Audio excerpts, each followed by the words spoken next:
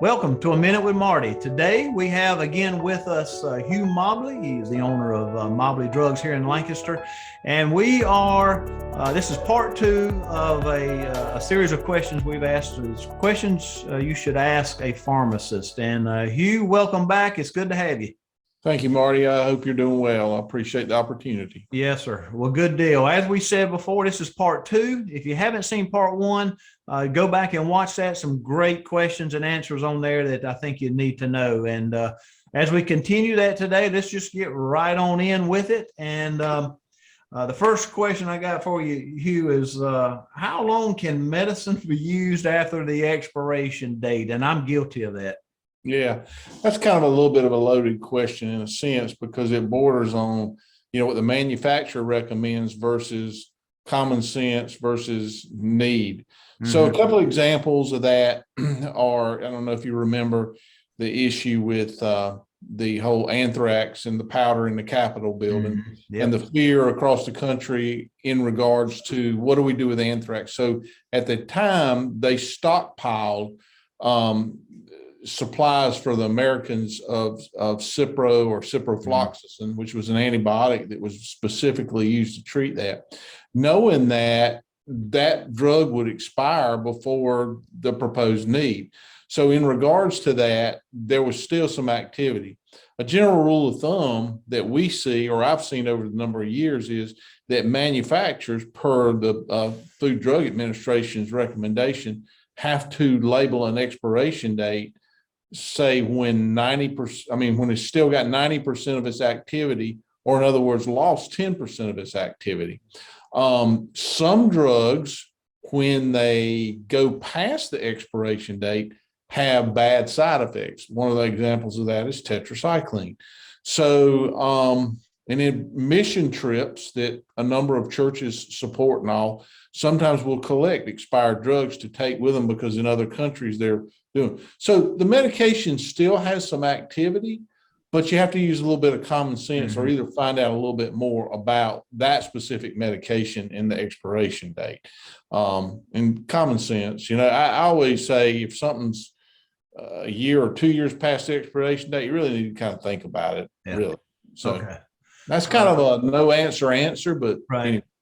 Okay. Well, that's good advice. And this second question, how should medicines be stored? And I ask this question because, I've heard the statement said many times, put it in your refrigerator and your medications will last longer. Is there any truth to that?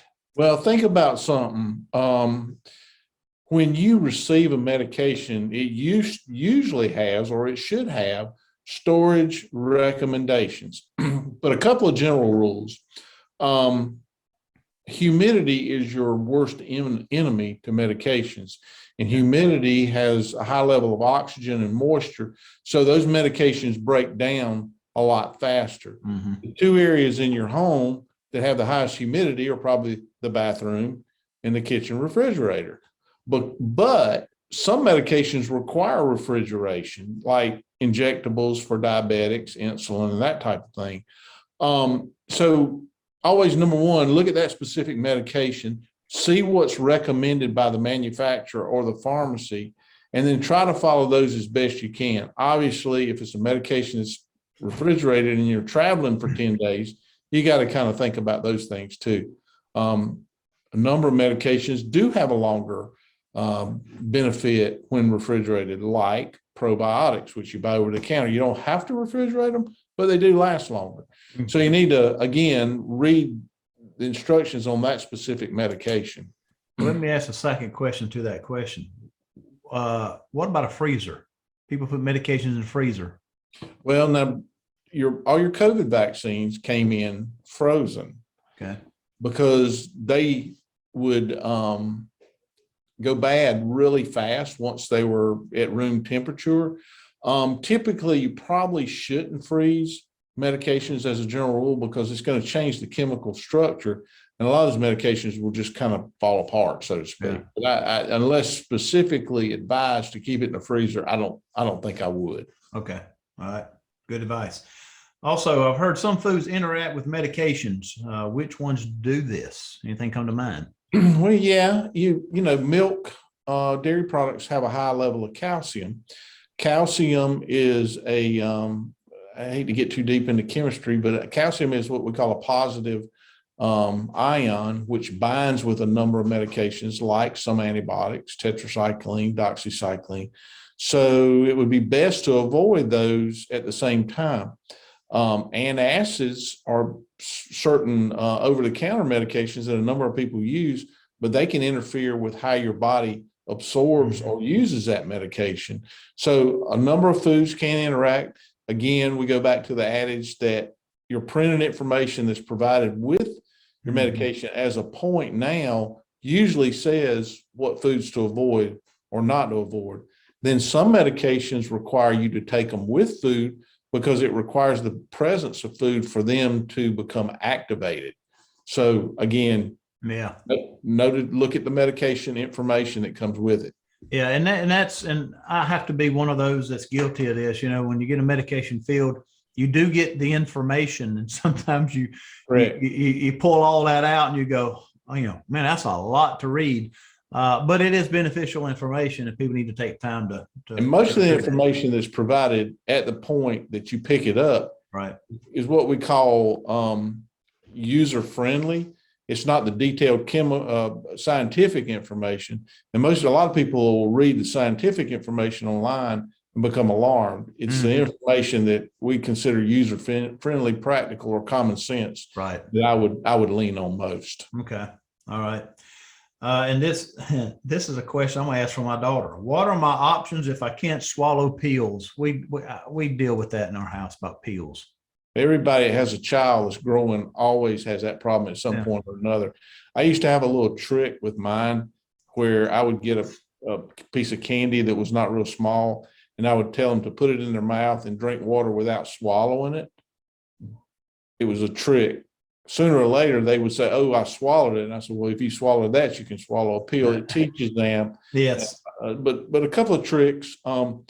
Drink something warm or room temperature before you take it to relax your esophagus so it doesn't spasm when you do it. The other thing is certain medications can be crushed. We need to find out again which can. A lot of them cannot be crushed. Some are available in a liquid, or sometimes you have to prepare them in a compound. And we've even done some patients who lose the ability to swallow. We've even done where they can rub them on the skin. Okay. I know that sounds kind of different, but it works. Yeah. Awesome. I didn't know about that skin thing. That's pretty good. Do I need to alter my diet or activities while taking medication? Again, depends on the medication, but the answer is pretty much yes. You need to find out a little bit more about it, because some medications, just say, for instance, if you're diabetic and you're taking medication, if you don't change your diet, you're still going to have the problem from a practical sense managing your disease. Some of them require them to be taken with food, or some of them require you to not to be active driving a vehicle if they cause drowsiness or slow reaction ability. You have to be real cognizant of that. And there again, everything we talk about in the last section and this one today goes to a good interaction with a pharmacist who can explain things to you, provide you with information, and know you and your situation. Yeah, exactly. Okay. How long will I need to use this medication? Some conditions are short-term. Poison ivy, poison oak is something that if they give you an oral medication to take, usually resolves in 4 or 5 days or a week. Cold symptoms, infections usually resolve in a specified period of time. So obviously you should take those medications until your practitioner says you no longer need to, or the condition completely resolves. But then again, there's other situations where somebody with high blood pressure, they're probably going to need to take that continually. So condition is the driving answer there. What's wrong? What am I treating? And how long will this last? So again, that knowing your medication, knowing the information about your medication, and interacting with your practitioner or your pharmacist. Yeah. Okay. All right. Are there any activities, foods, or other medications that I should avoid while taking this medication? medications are known to interact with each other. In today's world, you'll have multiple doctors you see or practitioners. Sometimes you see one for your heart. Other times you see a podiatrist. Another time you may see, an orthopedic, and they can prescribe medications, and they'll take a medication history. But if they're unaware that those medications will counteract each other or cause a problem, then you do have an issue. Mm-hmm. And some of those shouldn't be done. And then again, back to the food issue. Yeah, there is food restrictions on some, also food additions on some. In other words, if you're on a fluid pill that causes you to, reduce your fluid volume, you can also reduce your mineral volume, like your potassium, which can just wash people out and make them no energy, they can't move. So, supplementing with potassium rich foods in those cases would be really important. Okay. All right. And you mentioned potassium and stuff. Could medications or this medication interact with my vitamins and supplements? Yes, they can. There are a number of medications that you buy over the counter, or supplements that you buy over the counter, that even though they're quote over the counter, that doesn't mean that it's void of an interaction. So a lot of times your printed information will tell you what to avoid or what to supplement with. And there are cases where vitamins should be avoided in certain cases. If you think about it, people with kidney disease may not, their magnesium dosing may need to be adjusted or increase, decrease, whatever. Same thing with those on heart medication. There may need to be some adjustments on that. So yes, those things are contributors to problems with your regular prescription medications. And I think everything we've said brings us to the funnel of what I said earlier, in the fact that, your pharmacy, your pharmacist, your doctor, your lawyer, your accountant, those are people that have your best interest at heart. And they want to manage those things, knowing you as a person, knowing your medical condition, and knowing all the medications you take, no matter where they come from. So there is value in that, whoever that is. And most of the pharmacists out there are really good, and they're real attentive. So I would encourage people to try to stay as much as possible. Sometimes there's different situations, but as much as possible, stay with a common pharmacy. Yeah.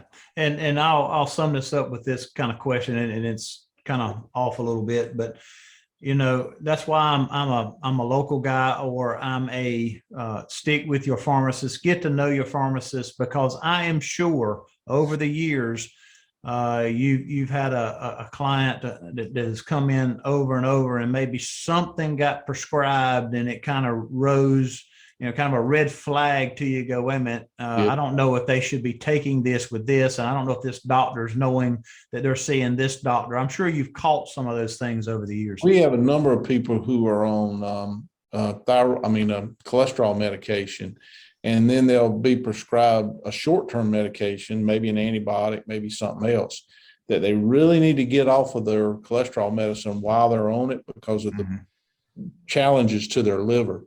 So that came to mind immediately. But yes, over the years, the 40-something years that I've been doing this, it happens very frequently. Okay. All right. Well, those were some good answers to some of these questions I know that people ask every single day.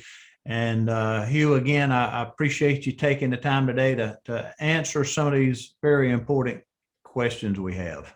Well, thank you for letting me do it, and look forward to exploring some other things in relation to health and medication. All right.